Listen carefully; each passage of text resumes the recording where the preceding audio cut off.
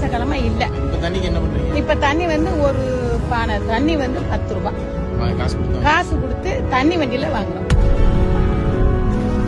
இந்த குளத்துக்குள்ள வந்து யாரும் துப்புரவு இல்லாதவங்க இறங்கக்கூடாது. சக்தி விழுந்த ஐயா சத்தியமா நான் செய்வேன். தேங்க்ஸ்யா. இவர் கொடுக்கும் வாக்குறுதி அரசியலுக்காக அல்ல, தனது வருமானத்திற்காக அல்ல, தனது ஊருக்காக உறவுக்காக அல்ல, உலகின் நீருக்காக. தண்ணி வந்துருச்சு. தண்ணி நம்ம பேசி நம்ம இது பண்ணிட்டு போனதுக்கு பிறகு 8 நாள் கூட இல்ல, மழை கொட்டுன்னு கொட்டி நான் தண்ணி குடிக்கணும்னு சொன்னதுக்கு தண்ணி அள்ளி குடிக்கிற நிலைமைக்கு வந்திருக்கு. எப்ப தண்ணி வந்துருச்சு, கண்டிப்பா தண்ணி வந்துருச்சு. ரொம்ப சந்தோஷமா இருக்கு. ராமநாதபுரத்தின் வறட்சி மிகுந்த 455 கிராமத்தின் நீர் ஆதார தலையெழுத்தை இவரால் மாற்றிவிட முடியுமா? முடியும் என நிரூபித்து காட்டி நிற்கும் இளைஞர். உங்களுக்கு இங்க தீர்வுனா என்ன வேணும்? என்ன வேணும்னா எங்களுக்கு வந்து அடிக்குழாய் கூட சுத்தம் இல்லாம இருக்கு. அடிக்குழாயும் சீர்படணும். அது போக எங்க தோண்டினாலும் வந்து உப்பு தண்ணி தான் வருது. கிணறே தோண்டினாலும் உப்பு தண்ணி தான் வருது. அதை வந்து எங்களுக்கு நல்ல தண்ணி ஆச்சு அப்படின்னா ஏதோ ஓரளவு கொஞ்சம் பரவாயில்லாம. உலக வரைபடத்தில் அதி வறட்சி பகுதியான கென்யா சென்று வென்று நிற்கும் தமிழ் மண்ணின் மைந்தன். தமிழகத்தின் காணாமல் போன பல ஊருணி ஏரிகளை மீட்டு எடுத்து இந்திய ராணுவத்தாலும் ஈர்க்கப்பட்டு பல இடங்களில் பணி செய்து இந்தியாவின் பல மாநிலங்களுக்கும் சென்று சொல்லி வைத்து நீர்வளத்தை கில்லி மாதிரி கொண்டு வந்து சாதித்துக் கொண்டிருக்கும் ஒரு சாமானியன். புயலினால் அழிந்து போன தனது கிராமத்தை, விவசாயத்தை விட்டுவிட்டு சென்றால் அது துரோகம் என நினைத்து வெளிநாட்டு வேலையை துச்சமென உதறி தள்ளி திரும்பிய பொறியாளர். அன்று அவரோடு கரம் கோர்த்த நண்பர்கள், சமூக ஆர்வலர்கள், பேராவூரணியில் செய்த நீர் புரட்சி இன்று இந்திய அளவில் 188 ஏரிகள், 1080 கிலோமீட்டர் ஆற்று வாய்க்கால்கள், 20,40,000 மரங்கள், 5,20,000 பனை மரங்கள் என ஏற்படுத்தி இயற்கையோடு பயணம் செய்து கொண்டிருக்கும் இவர் யார்?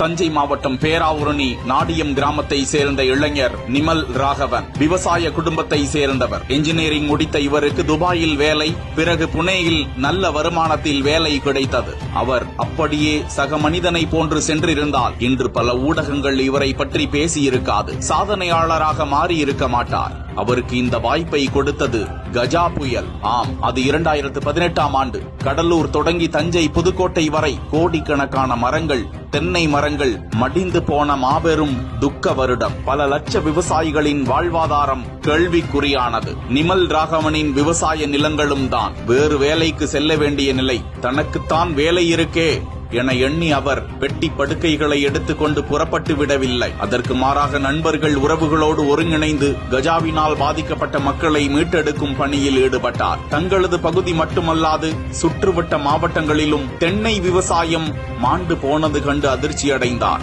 அதனை மீட்டெடுப்பது குறித்து யோசித்த போது பேராவூரணியில் பெருமளவு விவசாயிகள் 25 வருடத்திற்கு முன்பு நெல் விவசாயிகளாக இருந்த நிலையில் தென்னை விவசாயத்திற்கு ஏன் மாறினார்கள் என யோசிக்க வேண்டியிருந்தது.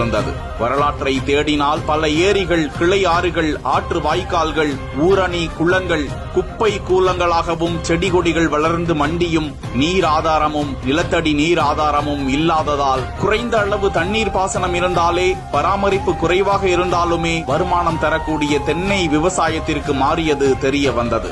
மேலும் ஒருபுறம் அண்டை மாநிலத்தில் தண்ணீருக்காக கையேந்தி கொண்டிருக்கும் நீதிமன்ற பிரச்சனைகள் நடந்து கொண்டிருக்க, விவசாய தண்ணீருக்கு தேவையான டிஎம்சியை விட கடலில் வீணாக 100 டிஎம்சிக்கும் அதிகமான தண்ணீர் கலந்து கொண்டிருப்பது ஏன் என யோசித்தார். அவரின் முதல் முன்னெடுப்பு மிகப்பெரிய ப்ராஜெக்ட் தான். பேராவூரணியில் பெரிய ஊரணி புரட்சி.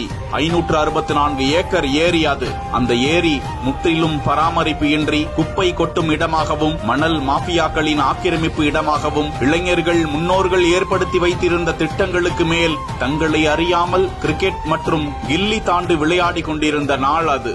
நிமல் ராகவன் தனது முக்கிய நண்பர்கள், ஊர்க்காரர்களும் சமூக ஆர்வலர்களும் இணைந்து நிதி திரட்டி முதற்கட்டமாக 20,000 ரூபாயுடன் களம் இறங்கினார். அவரை பார்த்து கைகொட்டி சிரித்தவர்கள், ஏளனம் செய்தவர்கள் அதே ஊரை சேர்ந்த முக்கியஸ்தர்கள் என்று நிமல் கூறுகிறார். விமல் ராஜுக்கு சமூக ஆர்வலர்கள் சமூக வலைதளத்தின் வாயிலாக கை கொடுத்தனர் பலர். தங்களது இந்த முன்னெடுப்பால் சுமார் 3000 ஏக்கர் விவசாய நிலம் பயன்பெறும் என முகநூல் உள்ளிட்ட வலைதளத்தில் பதிவிட அருகாமை கிராமத்து கிரிக்கெட் குழுவினர் தங்களால் இயன்ற தொகையை முன்வந்து கொடுத்தார்களாம். அமெரிக்க வாழ் தமிழர் ஒருவர் அது எனது சொந்த ஊர் என கூறி 1 லட்சத்தை அள்ளி கொடுக்க, அடுத்தடுத்த முன்னேற்றத்தினால் பெரிய பெரிய ஹிட்டாச்சி எந்திரங்கள் களத்தில் இறக்கப்பட்டு அந்த ஏரி முழுவதும் தூர்வாரப்பட்டு அன்றைய தினம் நீர்வளத்துறை அதிகாரிகள் நீர்ப்பாசனம் உங்கள் ஏரிக்கு வருகிறது என தெரிவிக்க மடையை திறந்து விட்டனர். போது அந்த ஏரியை நிரப்ப ஆர்ப்பரித்து வந்து கொண்டிருந்த நீர் அந்த ஏரிக்காக கஷ்டப்பட்ட இளைஞர்கள்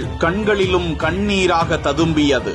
564 ஏக்கரும் நிரம்பியது. இதனால் அழிந்து போன பல குளங்களும் ஏரிகளும் சுற்றி உள்ள ஊருணிகளும் நீராதார ஊற்றாக உருவெடுத்து தானாக நிரம்பியது. இந்த வெற்றி அருகாமை கிராமங்களுக்கும் மாவட்டங்களுக்கும் செல்ல நூற்றுக்கணக்கான ஏரிகளின் புனரமைப்பு பணி, அடுத்ததாக அவருக்கு வந்த இந்திய ராணுவ அதிகாரிகளின் அதிகாரப்பூர்வ அழைப்பு. உத்தரப்பிரதேச மாநிலம் பிரயாக்ராஜ் மாவட்டத்தில் கங்கை நதியின் நீர்வளம் வரக்கூடிய ஒரு ஏரியை புனரமைத்து கொடுத்தார். அடுத்ததாக அவருக்கு ஜம்மு, ஹரியானா, உத்தரப்பிரதேசம், ராஜஸ்தான், மேற்கு வங்காளம், மகாராஷ்டிரா, ஆந்திரா, கர்நாடகா என பல மாநிலங்களிலும் அழைப்புகள் வர இயற்கை அன்னையோடு கைகோர்த்து தனக்குள்ள அனுபவத்தில் உள்ளூர் மக்களோடு அரசு அதிகாரிகளோடு இணைந்து அவர் எடுத்த முன்னெடுப்புகள் அனைத்தும் வெற்றிதான். அதில் முக்கியத்துவமாக பார்க்கக்கூடிய ராமநாடு சாயல்குடி, அங்கு கிட்டத்தட்ட மறைந்தே போய்விட்ட 15 கிலோமீட்டர் நீளம் கொண்ட வாய்க்கால், அதன் மூலம் 150 ஏரிகள் பயன்பெற்று 455 கிராமங்கள் விவசாய நிலங்கள் பயன்பெறும்